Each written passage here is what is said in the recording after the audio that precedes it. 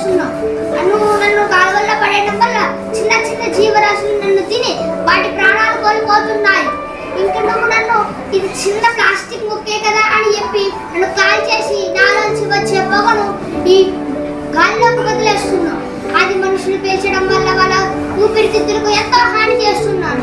ఇంకా నీకు నచ్చిన వంట చేసుకోవడం కోసం నీకు నచ్చిన వస్తువు తెచ్చుకుని నువ్వు వంట చేసుకుంటున్నావు. కానీ అది నాలోనే ప్యాకింగ్ అయి ఉంటుంది. ఇంకా నేను దాన్ని చిన్నగా దాంట్లో కలిసి నువ్వు వంట చేసుకున్నాక నీ కడుపులోకి వెళ్ళి చిన్న చిన్న పురుగులను పుట్టిస్తాను. పిల్లలకు పాల పీకాలు, ఇంకా పాల బాటిళ్ళు ఇవన్నీ నాలోనే తయారవుతాయి. ఇంకా పిల్లలకు పాలు పోసేటప్పుడు ఉపయోగించే పాల ప్యాకెట్లు కూడా నాతోనే తయారై ఉంటాయి. నేను పాలను కలుషితం చేసి పిల్లల కడుపులో చిన్న చిన్న పురుగులను పుట్టించి నేను వాళ్ళకి ఎంతో హానికరం చేస్తున్నాను.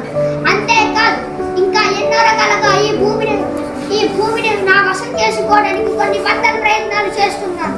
ఈ భూమి మీద నేను కలుషితం అవ్వడానికి కొన్ని లక్షల సంవత్సరాలు తీసుకుంటున్నాను. నువ్వు బట్టలు తుక్కుంటావు కదా అని చెప్పి ఒక సబ్బు తెచ్చుకుంటావు. కానీ ఆ సబ్బు కూడా నాలోనే ప్యాకింగ్ అయి ఉంటుంది. ఇంకా నువ్వు ఇది ఏం చేయదని చెప్పి నువ్వు సబ్బుతో బట్టలు ఉతికేసుకున్నాక నేను ఆ బట్టల్లో కలిసిపోయి నీ ఒంటినంతా నాశనం చేస్తూ ఉంటాను.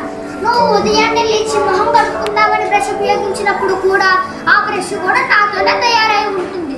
చూసుకో, చెప్తున్నా, జాగ్రత్త. ఇక్కడి నుంచి ప్లాస్టిక్ వాడడం తగ్గించు, లేదా నేను ఈ భూగర్భాన్నంతా నా వశం చేసుకుంటాను.